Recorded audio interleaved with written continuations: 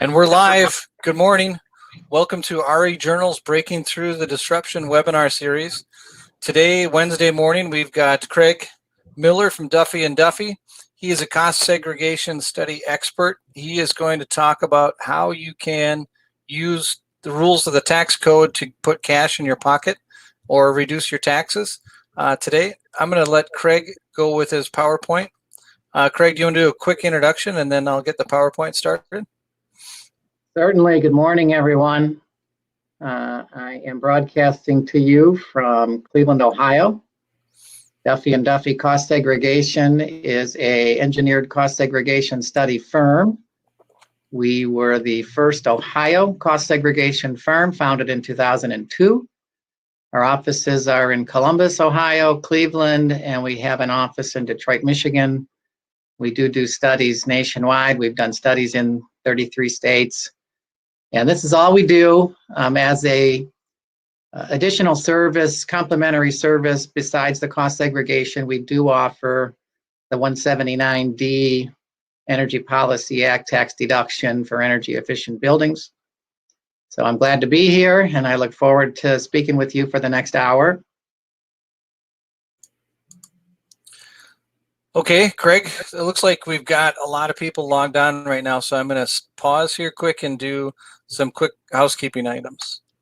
First thing we need to know, if you have connection issues, there is a button on the top of your screen to reset your connection. That's the first thing you want to do. If somebody pauses or freezes up, hit that reconnect. It takes a couple seconds. It'll refresh your screen. You should be good to go. If that doesn't work, make sure you're using Google Chrome. If that doesn't work, then just completely log out of your browser and click back on the link we sent you to sign up for this registration or to register. We have polls and chat room on the right. So click on your polls. You can see we put up a poll. Have you personally been affected by COVID-19? Yes, I or someone close to me has been sick with COVID. No, my lucky stars haven't been affected yet. Please go in and answer that. And then in the chat room, you can see people have already started putting in their, okay, looks like we might have sound issues, putting in some comments. Okay, I'll check on the sound here in the background in just a second. If anybody still can't hear, make sure you put a note in here right now, because right now it sounds like everybody's hearing. Chat and post. Craig, are you ready to jump into your slides? I'm ready when you are. Great.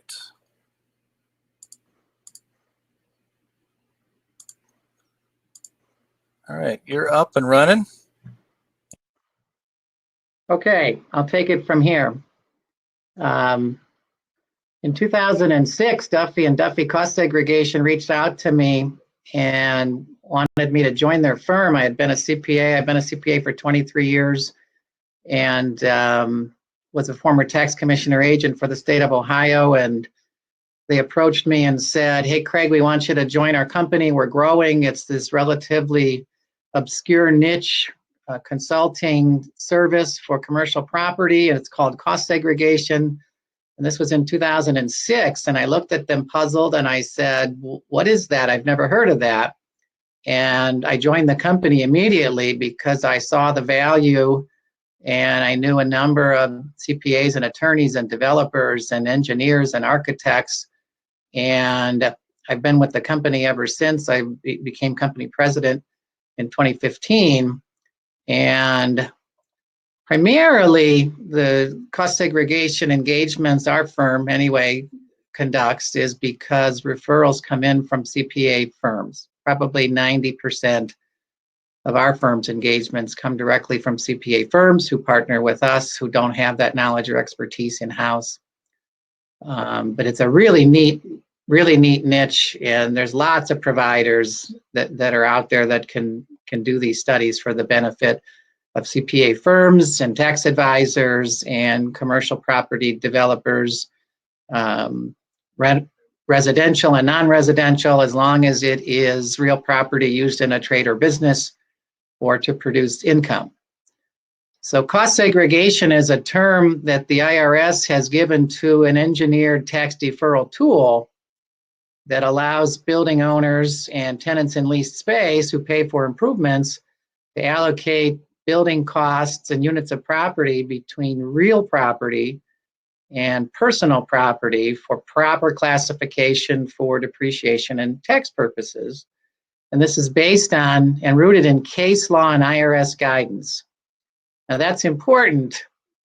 Congress did not pass a public bill or law that created the Cost Segregation Authority or industry, although we will find in some upcoming slides, Congress did adopt, dating back to the 1950s through the 1960s and through 1979, a number of investment tax credits for business tax credits for the investment in productive use machinery, vehicles, equipment, and the application extended to improvements in real estate if certain criteria applied or qualified.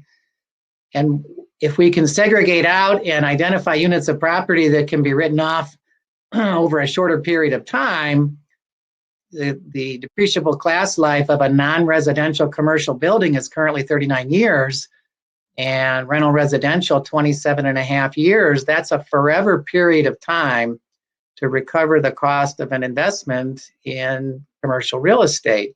But if we can move anywhere between 10 and 30 or maybe even 40% to shorter lives, that results in more non-cash depreciation in the early years of building ownership and cash flow generation through the deferral of taxes.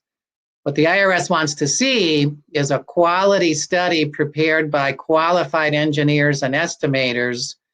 And the second benefit of the study is the owner now has a historical record of the counts and measurements and costs of every unit of property in that building and the site improvement costs on the exterior of that building, so that down the road, when there is a major repair or renovation or a building addition that requires there to be a wall section, a roof section to be removed and retired, the owner and their accountant or tax advisor can capture the undepreciated cost of those units of property just by referencing the study report, and there's no additional fee that an engineering or cost segregation firm would charge to do that. It's in the report that you can reference 5 or 10 or 15 years down the road. We call our presentation the brilliant economics of cost segregation, and I like this definition of economics that I have on slide 4, the branch of knowledge concerned with the production, consumption, and transfer of wealth. Every year, the accounting and tax publications rank the top tax techniques for business. And for the last 10 years in a row, the engineered cost segregation study is in the top 10 list of top tax techniques, and some excerpts from Accounting Today magazine, which is a pretty large circulated accounting publication. The cost segregation study is the most powerful tax tool for real estate. Cost segregation is a force to be reckoned with. And thanks to the Tax Cuts and Jobs Act of 2017, the benefits are more favorable than ever. There's a lot of myths about what cost segregation is and who can benefit from it, and I'd like to just dispel some of those myths. I'm on slide 5. A lot of folks think that a cost segregation study is risky and that special forms have to be filed and that there's a red flag for an IRS audit. And in our experience, this authority dates back, the cost segregation study as we know it, the authority dates back to 1999, but the case law and IRS guidance and the bulletins date back to the late 1950s. So there's really no increased risk of audit exam as long as the study's done correctly and is not egregious. The IRS has given their blessing that it is proper to identify personal property and land improvements in a constructed or purchased building. And the purchased building could be 100 years old or more. Every successive transfer requires, under the Uniform Capitalization Rules, a depreciation schedule to be prepared and depreciation to begin using the depreciable cost basis. Another thing we often hear from owners or CPAs is that they think that the costs are prohibitive to have a cost segregation firm. come and do an analysis or do a study, and that's not true. The fees are really a function of how big is the building, how many buildings are on the site, how many tenants, how many layers of improvements over time, the square footage. A study done on a single warehouse or distribution building that's maybe 50 or 100,000 square feet is relatively simple and does not require more than 30 or 40 project hours by an engineering cost segregation provider. But a much larger building, maybe a 90 or $100 million building or $150 million mixed use project, that is going to get up there and the fees are going to be a little higher because that's going to involve more project hours. Since the cost segregation study is used to prepare depreciation schedules and resulting depreciation that's going to be reported on a tax return, the cost segregation study industry is regulated by the IRS and IRS Circular 230, which does not permit the provider to take a performance-based fee or a percent of the savings. So when I hear from a broker or a realtor or an attorney or a CPA or an owner and they say, oh yeah, I've heard of that cost segregation, you'll save me $200,000, but you keep 50%. Boy, I wish we could keep even a small percent, but that's not the case.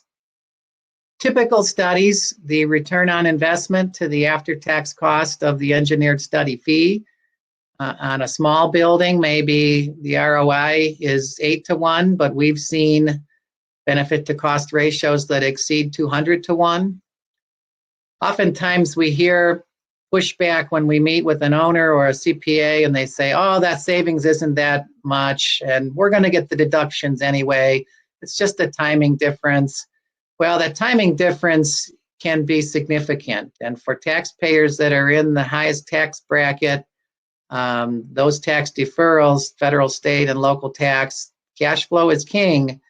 And the present value of those tax deferrals on the low end, on a plain warehouse that's a prefab steel warehouse on a slab of concrete with some minimal paving and maybe truck dock wells and dock doors, that's kind of a plain building. Those are eligible. The present value of the tax savings inflows measured against the present value of any future tax payment outflows that result from there being fewer deductions in the later years of building ownership. If the owner's going to own that building for a long term, the present value of those tax savings on the low end might be 4%, but on the higher end, 12, 14, 15%. So ideally, the owner that's going to be pursuing a cost segregation study is someone that's going to hold the building, in our experience, for 3 or more tax return filings. And then what they do after that, whether they buy a replacement property or cash out and retire, we can certainly model what the capital gain tax consequences might be down the road. What's nice about the authority to do the study under the current rules is that the owner can pick or choose in what year they want to have a study done and identify the shorter life property. And we didn't know when there was discussion about tax reform in 2016 during the presidential election, and then in 2017 when Congress was submitting bills relating to what they were calling tax reform. We didn't know if the authority to pick and choose in what year you could do the study was going to continue. In our experience, probably half the building owners that we are engaged with do the study in the first tax year. 2019 is still open. The study does not need to be done by December 31st of any given tax year. We'll be working on 2019 tax year studies until the extension filing deadlines in September and October of this year. So the summers have kept us very busy the last 10 years or so, really since the economy began to improve in 2011, 2012. The summers have kept us very, very busy. For building owners who bought or built in 2018 and haven't filed their tax return yet, and they haven't filed their 2019 tax return yet, they've only filed one tax return, and let's say they did not have a study because they didn't know a study was available, or they didn't think they could use the deductions, or they were running up against the time deadline to get financials and tax returns to their bank or their partners. They can do the study and pick up the unclaimed accelerated and bonus depreciation from that first year, 2018 in my example, and claim it in 2019 and not have to amend.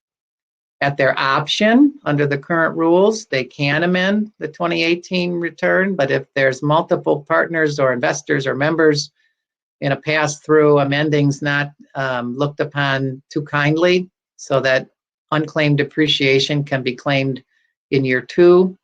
And then for buildings, probably half the studies that cost segregation firms do throughout the country are what we call look-back studies. And that is, the IRS has given their blessing, and thankfully they did not change this authority in the Tax Cuts and Jobs Act in 2017.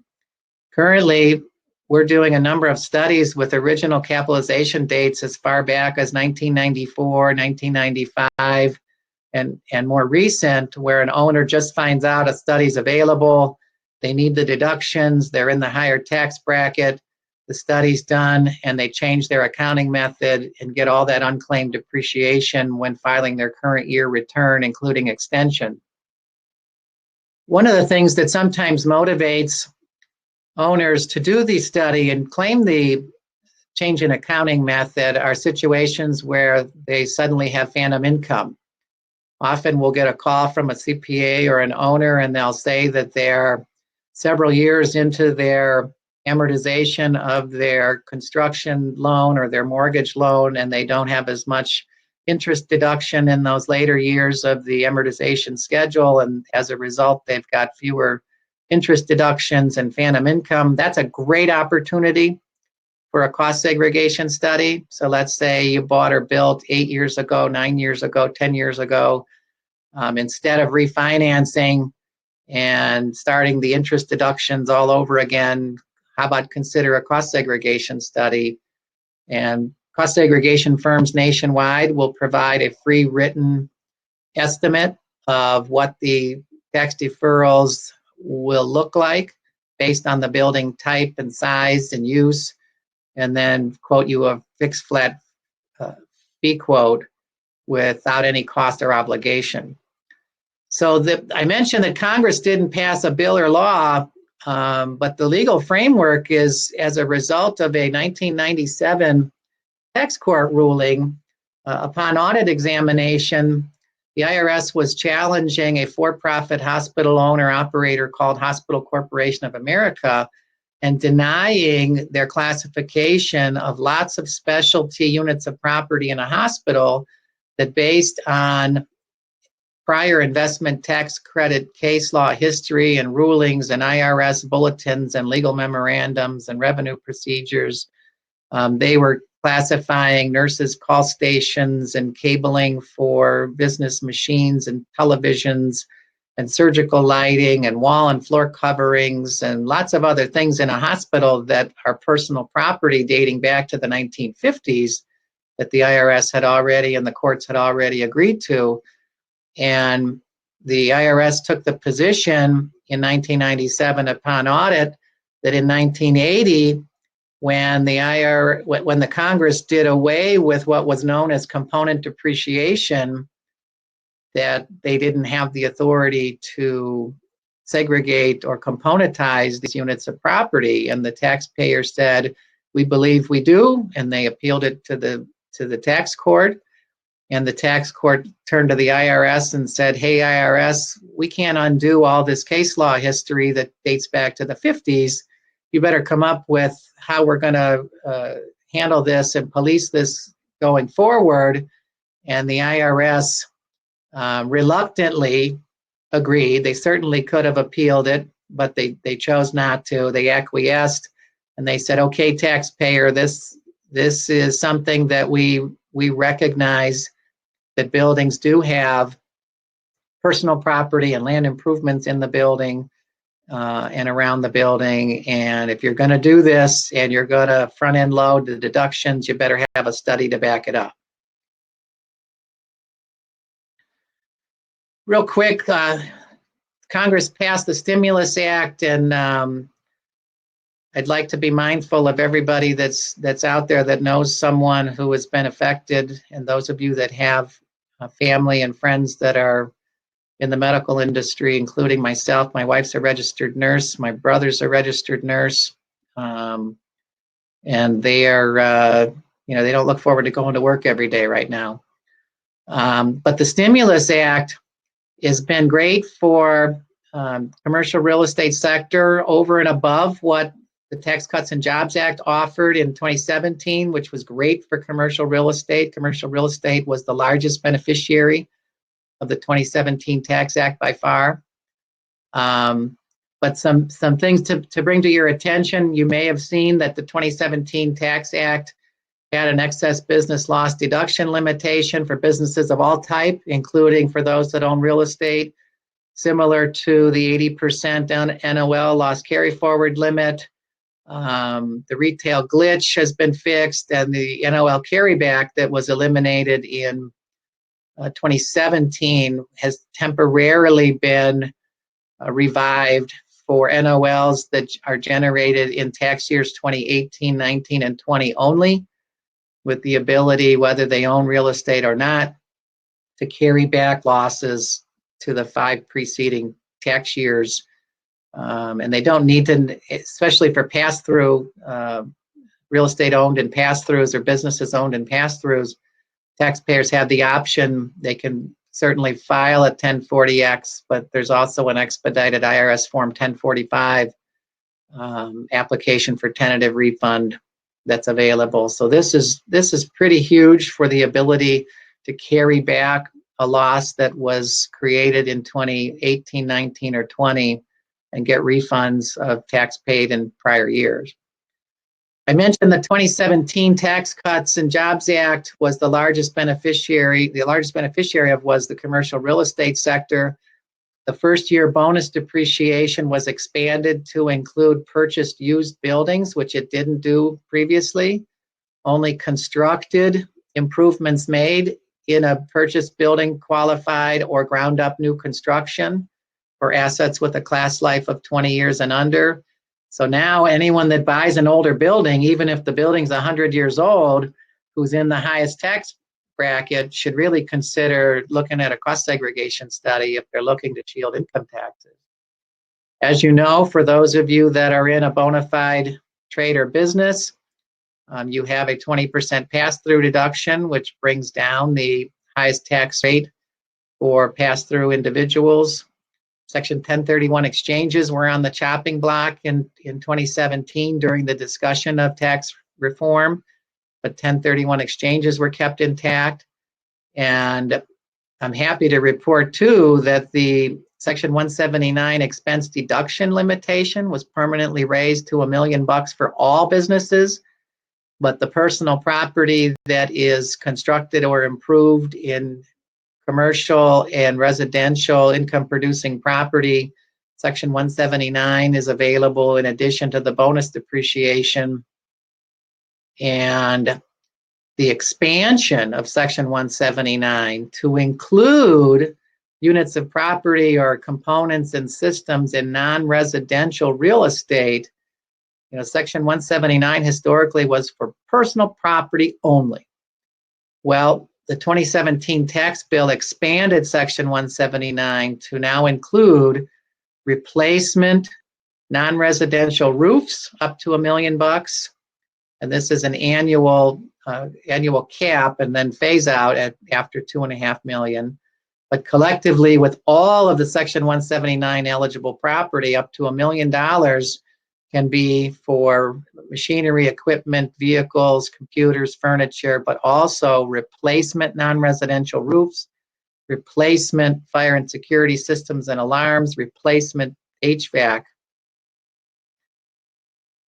that temporary 100% expensing goes through 2022 and then begins to phase down 20% a year beginning in 2023 unless changed by Congress up or down, eliminated, expanded, or extended. So we'll see what happens with that come 2022. There are some rules as it relates to the bonus not being allowed for property acquired from a related party or from an estate of a decedent. There's rules as it relates to controlled groups and 1031 exchanges, but largely the expanded 100% first year bonus is really favorable, especially for purchased acquired buildings. Over the years, we've had other favorable things. I mentioned cost segregation was not legislated, but these things that are on screen, I think I'm on screen 11, these things were legislated by Congress, and those included this bonus depreciation that began in 2001, expanding Section 179, and the favorable IRS revenue procedures that allow owners who didn't have a study previously because they didn't know one was available, or they couldn't use the deductions, or their tax rate or situation wasn't favorable, or they had big loss carry forwards or unused tax credits or something in the past. Well, now, if they're staring at a tax bill or deficiency or are seeking to get refunds, they can claim the 481A change in accounting method with the aid of a cost segregation study. As it relates to Section 179 and qualified improvement property, the stimulus bill that just passed made qualified improvement property 15-year property, which inadvertently, due to a technical glitch, the 2017 tax bill omitted continuing qualified improvement property as 15-year life. So those of you that are members of the National Retail Federation, for instance, the National Retail Federation was very, very vocal since 2017 and getting their grocers and retailers to lobby Congress to pass a technical corrections bill. And finally, just last month, Congress included the retroactive reinstatement of the 15-year life and bonus eligible, and with a change in accounting method, if you or any of your clients made improvements in 2018 or 2019 and booked them in 39-year life and already filed your returns, you have an opportunity to move that life up to 15, claim the unclaimed depreciation on either your extended 2019 tax return or on your 2020 tax return. 1031 exchanges are a win-win. So a study can be done on a building when it's purchased, and then when it is sold and a replacement property is identified, the basis will be reduced and the deferred gain will be larger as a result of the engineered study, and the basis of the replacement building asset will have to be reduced. But so what? Potentially, if you're sitting on 6, 7, 8% of the building cost basis on the relinquished building that you can get in the form of tax savings, you would be probably wise, especially if you're in the highest tax bracket, to get a study done on the building if you're contemplating a 1031 exchange. We've had this situation, which is favorable. We've actually conducted cost segregation studies a full year after a taxpayer sold or relinquished a building asset and after they accomplished their exchange, but they hadn't filed their tax return yet for that prior tax year. So a study can be done on the relinquished building asset, provided the return hasn't been filed yet. Sometimes very large, hundreds of thousands or multi-million dollars in unclaimed depreciation be claimed on the depreciation schedule on the building that they don't own anymore, that they relinquished. Get that big deduction that will reduce basis in the replacement building asset, but depending on the situation, there could be very large deductions to be claimed on the relinquished building asset. So I have a slide here that has an example. This is pulled out of an actual study, and we've got the Construction Specifications Institute master format that you see on AIA pay application forms. Well, the IRS wants to see that an engineered study has a standard numbering system and it ties to the CSI master format. So these are actual study results from a client study. I just pulled out the various divisions that are personal property. Besides this, there are several $1 million for this particular property in land improvements, and then maybe 70% of the remaining cost basis of the building is in the 39-year class life. But let's take a look at some of these divisions that our engineers were able to identify that were shorter than 20-year class life, and as a result, eligible for the first year special bonus depreciation. At the taxpayers opting, they can opt out of the special bonus in writing if they don't need the deductions because they've got NOL carry forwards or unused tax credit carry forwards, or they just prefer to spread the deductions out using the regular makers with no bonus. We see all kinds of situations. But we've got decorative millwork and removable interior partition walls and removable flooring and carpeting.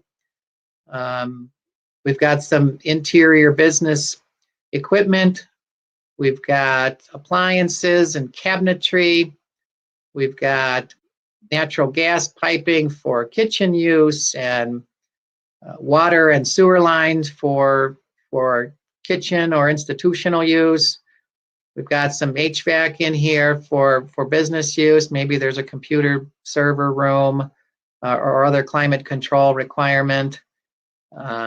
Oftentimes we see situations where HVAC is spec'd for use in food manufacturing, food production, or other what we call foodstuffs industry. And those types of manufacturing plants that involve foodstuffs require specific temperature and humidity control.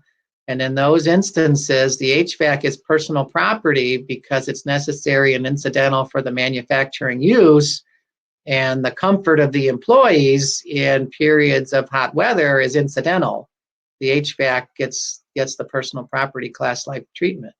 There's specialty lighting in here and building mounted lighting and electric service and distribution that's dedicated to machinery and voice and data cabling. So this is a pretty powerful real client study example that would be in the very front of an engineered cost segregation study report that illustrates just how much can be segregated out. And then behind this, this asset summary by class life, we've got all the required IRS audit trail and backup and support with engineered counts and measurements and takeoffs and quantities and costs by division that provide that audit trail.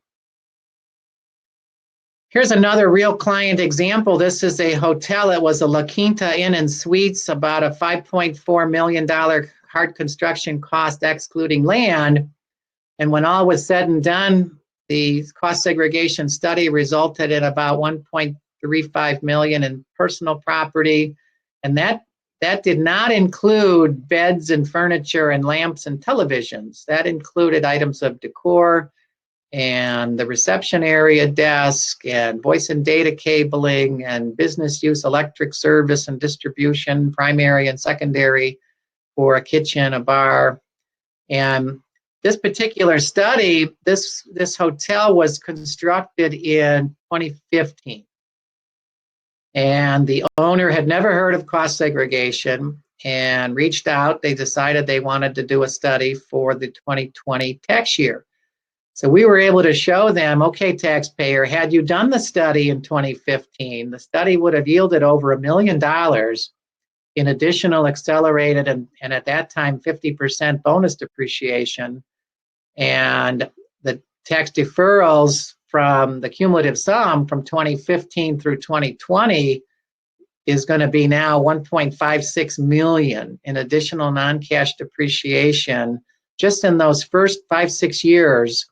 And that particular taxpayer, when they go to file their 2020 tax return, are going to realize tax savings of $625,000, and assuming that they continue to hold that building for the entire 39-year life, the net present value of those tax savings inflows measured against any future tax payment outflows that result because we're deferring taxes. We're not getting tax forgiveness or full tax credits. We're taking advantage of the timing of these deductions. So later on, there will be taxes that will be repaid, but they will be repaid in tomorrow's less valuable dollars. This is not a situation where you have to apply for a refund or amend a return. In this particular case, the taxpayer will file their change in accounting method form. They will provide the schedule that shows the affected assets and what their class life was before and after the study, and how the depreciation catch-up adjustment was calculated, and all of that is submitted with a timely filed return. So it's really, really neat, and the IRS will receive and file that application for change in accounting method by automatic consent by rule. And in our experience, the IRS, as long as you've got a bona fide study to back it up, even if audited, you will have a much better go at the audit if you've got the third-party study to back it up, as compared to if you just winged it and did some rule of thumb allocation, or had your architect or your construction contractor attempt to just segregate out some minor components or systems. So there's a bunch of cases that we apply. There's over 100, but I just have some that are on the slides here that discuss the various industries and what type of authority we rely on as it relates to what can qualify as personal property in any purchased or constructed building. And Fox Photo and Morrison Restaurants and Consolidated Freight, Fox Photo and Morrison were very favorable as it related to anything that's bolted to a pad of concrete, like the old drive-up Photomat or Kodak booths that used to be in the out part of a grocery store or shopping plaza where you would drop off your film way back when, for those of you that are old enough to remember those days. The IRS contended that those little photo booths that a attendant sat in and you drove up and dropped off your rolls of film for development was a building, and they were successful in defending their treatment as personal property and claiming the investment tax credit because those were actually bolted to a pad of concrete and were removable, and in fact they did move them, and therefore personal property. Morrison, as it relates to anything that is on the interior of a restaurant that's not structural or load bearing, that is partition walls and lattices and partition walls and privacy walls for where the servers go to prep meals or expedite, or the bar area, casework, cabinetry, and then all of your primary and secondary electric and mechanical work and fire suppression, duct work, grease, and water and sewer line plumbing and dishwashing.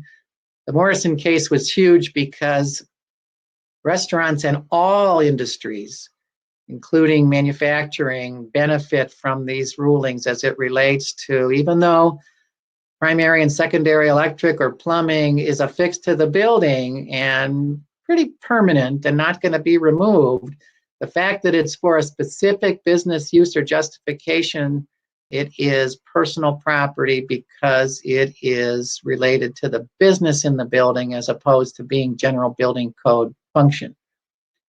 Consolidated Freight was unfavorable to the taxpayer. They attempted to claim that their exterior concrete dock at several of their locations for warehousing and distribution, and the roof of the building that extended over the exterior concrete dock, they argued that that served a business function and not a building function, and therefore could qualify for the investment tax credit of 7, 8, 9, 10% back in the 60s and 70s and 80s. And the IRS and the courts threw that out and said, no, that's structural, that platform and dock is affixed to the building, and the roof is affixed to the building, shares a common wall with the building, that's a building function. So what is a building? A building is not permanent, is not tangible personal property, and that goes for all the units of property within and attached to the building. Mumford was an important case. AC Monk was an important case, and these extend to all industries. In the Mumford case, the court ruled that a building, how does a building act and look? Well, a building provides shelter and working space, retail selling space, parking, display space, and these are all building functions.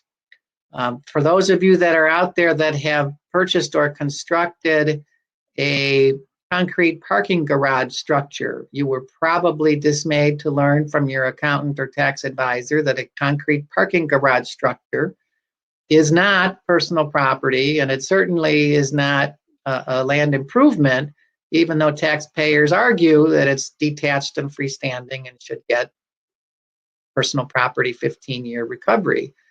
Parking is a function that the courts and the IRS have ruled is a building function. Parking garage structures are 39-year assets, unfortunately.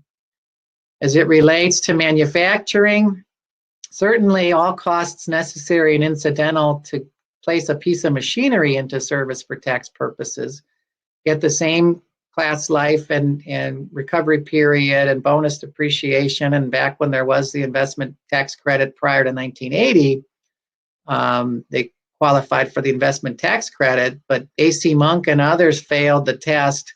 They tried to claim that a piece of machinery that shredded and sifted tobacco that was not required by the manufacturer to be mounted on a special pad or to have any protective housing or covering or roof, that the machine and the electric qualified as personal property, but that an enclosure and a concrete pad that it sat on was a building function and not personal property. So more tests, Scott Paper, Waco, we've got LL Bean in here. Thanks to Scott Paper, any manufacturer that has machinery and equipment that has primary and secondary electric service, you can thank Scott Paper for being one of the landmark cases where cost segregation allows the cost segregation engineer to establish an electric load analysis and functional allocation of primary and secondary electric service. And the same goes for water and wastewater. If you've ever seen video of how paper is manufactured, whether it be from raw pulp and wood or from recycled paper, those raw materials are put in a big slurry where water is added and bleaches and chemicals, and then that is extruded and put in a press and the water squeezed out of it and dried and rolled. And that is a very electric service intensive and water and sewer plumbing intensive process. And for any manufacturer that also has wastewater, there is effluent ponds and tanks and digesters and clarifying tanks and wells on the outside of the building. And the Scott Paper case is really favorable because all of those units of property, including the exterior constructed and underground wells and tanks, also were personal property and as we sit here today, bonus depreciation eligible. We'll come back to Waco in the next slide, but Waco had to do with how something was affixed to the land. And if something's affixed to the land and it's removable, it's personal property. And if something's affixed to the land and it is more permanent and not removable, encased in concrete as opposed to bolted to a pad, there's a distinction to be made thanks to the Waco case and the 6-factor test in Waco. So we've got a justification test, a dual function test, and a quality cost segregation study is going to address all those things. So in Waco, this extends to all industries. Waco was a roadside billboard advertising owner-operator. They own the land or they leased the land and they erected advertising billboards on the roadside. And they were claiming the investment tax credit back in the 70s, and the IRS contended that those billboards were land improvements and did not qualify for the credit. And they were successful and prevailed in demonstrating that their particular type of roadside billboards were removable and personal property. So there's 6 types of cost seg studies that the IRS identifies. The engineered method for a newly constructed building or newly constructed leaseholds is the best. It has the most thorough ties and reconciles to contemporaneous records and costs and blueprints, and is really, really thorough. The engineered method also applies to purchase older buildings where maybe you're the 5th or 10th owner since that building was constructed since the 60s or 70s, and there are no original blueprint plans or specs or costs. The IRS allows the cost segregation professional to basically redraw that building using IRS-approved construction cost data and arrive at replacement cost, and then reconcile and tie to the cost basis. So those are the best and most favorable. The other types that are out there that a lot of cost segregation providers are marketing to you and to your CPAs have more risk and aren't as thorough, and the reclass or yield typically not as good. Residual method is a method of just identifying the lowest hanging fruit and obvious things, bus duct panels or equipment pads and maybe some other interior finishes, and lumping everything else into a longer life. And there's risk there. A survey or letter method is similar to the residual method. Statistical sampling, though, is perfectly IRS approved, and that's going to be more so for a pool of large buildings that have a similar floor plan style or type, like let's say a large national fast food restaurant chain franchise, where they're going to roll out 200 or 2,000 new 2020 restaurants this year. A study does not need to be done on every one of those studies to meet the IRS standards for quality.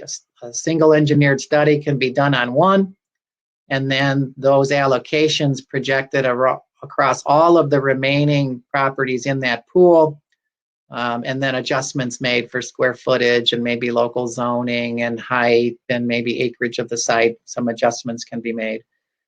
The rule of thumb method of segregation, and many of you that are on the call, if you are owners or developers, you're doing this now, where you're buying a property or building a property and you're just ballparking what you think based on your experience, or maybe acreage or square footage would be something that you could get away with without the IRS throwing up any red flags in terms of personal property or site improvements.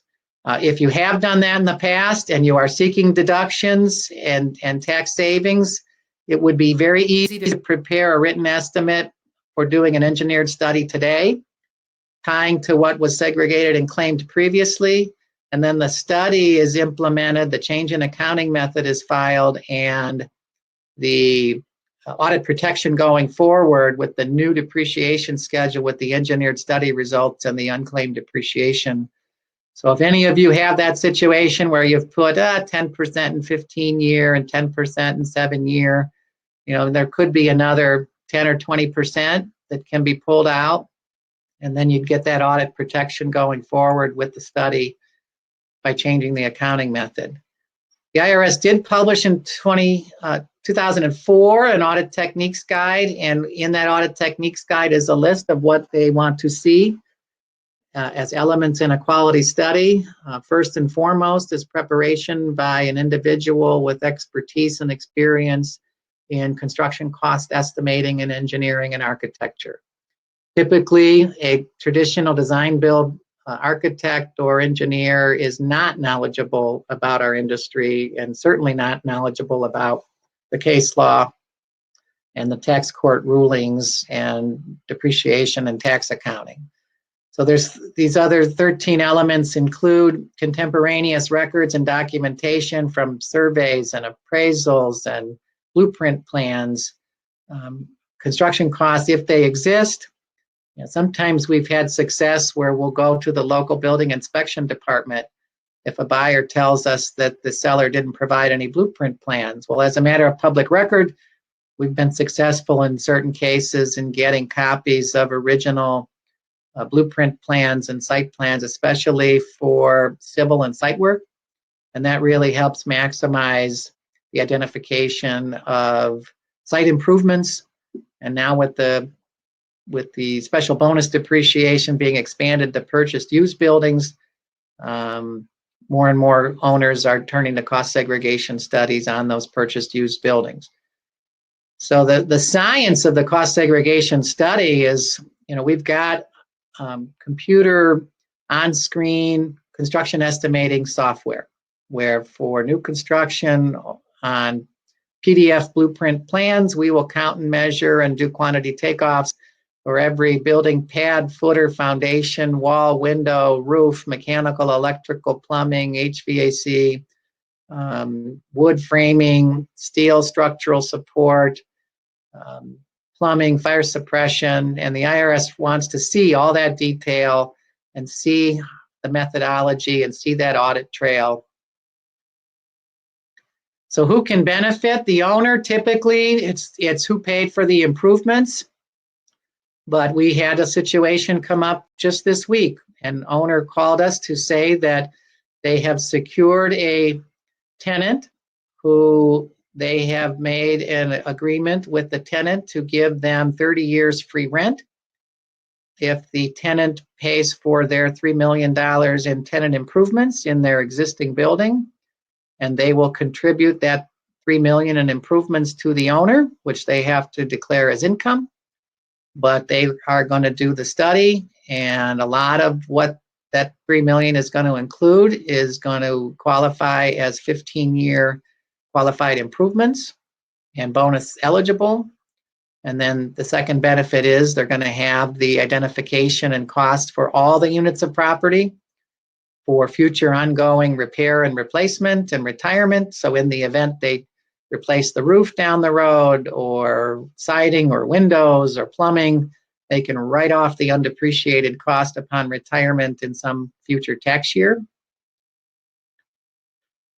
So eligible costs the study pulls out include personal property, and that includes any item used directly in manufacturing. That can include, sometimes we see excavation for press pits in a manufacturing or industrial plant where there's an equipment pad that's excavated 8 or even 30 feet below the building pad. Well, all that excavation and any pilings and concrete pad that supports that machine gets the same class life as the machine. And in a purchased older building that has 20 or 50 of these stations that have this specialized excavation and pilings and equipment pads, we identify all of those costs together with any special use hydraulic, plumbing, compressed air, or electric service. Land improvements on the exterior, indirect and soft costs. I have a footnote on this slide. According to the American Institute of Architects, between 20 and 32% of every purchased or constructed building is indirect and soft costs. 20 to 32%.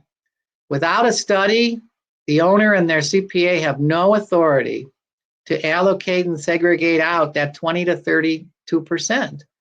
And that includes contractors' overhead and profit and permits and fees and architect and engineering fees, general conditions, construction loan interest.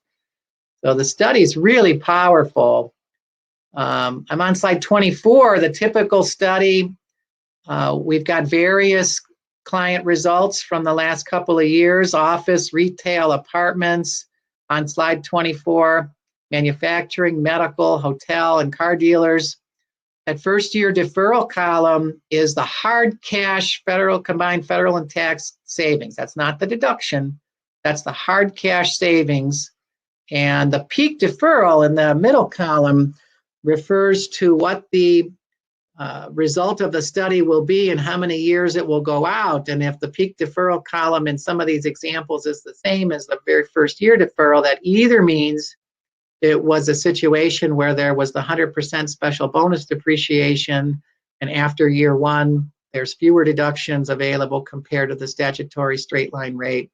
Or the study involved a look-back study for a building bought or built 8 years ago, 15 years ago, 20 years ago, and the large depreciation catch-up adjustment was for the current year only. And then there are no more tax savings deferrals going out after that year of change. The overall NPV savings is assuming they hold the building out for the entire recovery period. Some owners do, many do not, but we can certainly illustrate in writing just what the tax savings would be. And given an assumed future sale date and an assumed future sale price and a client provided discount rate, cost of capital, mortgage rate of interest, it would be easy to, with an assumed future sale date and price, to tell you, okay, the present value is going to be this if you plan to sell in 2024. And that analysis is, most firms will do that free of charge without cost or obligation.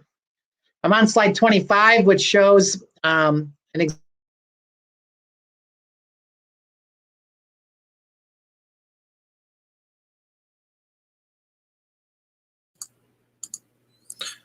Looks like Craig is frozen up.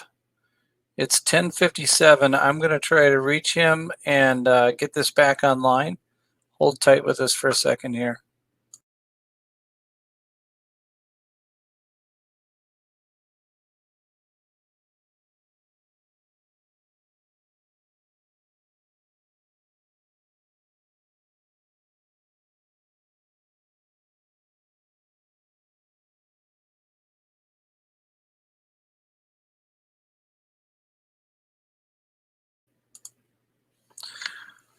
Okay, it looks like we lost Craig. If he jumps back in the next 2 minutes, I'll make sure he logs back on and finishes this presentation. We are recording this, and we will, if I can get him back online and you log off, I'll record the last section of this as well.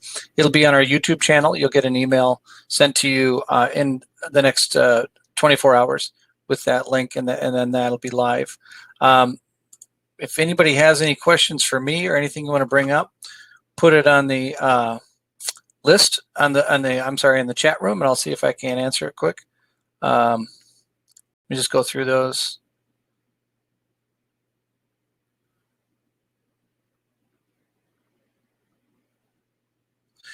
So I don't want to speak for Craig. I used to be in the cost seg business 20 years ago. I wrote one of my law school papers on cost segregation studies, but so I can answer a couple of these quick ones here.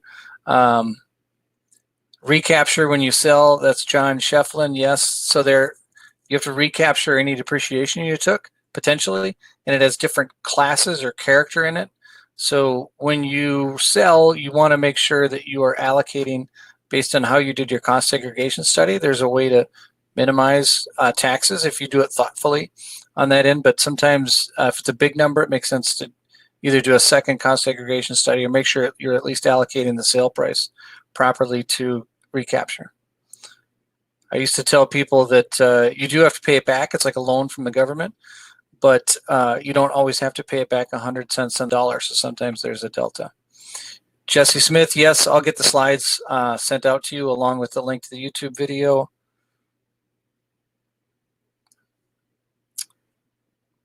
Can't answer the question from James Smith about licensed professional engineers. I'll make sure Craig gets that question and can email it out.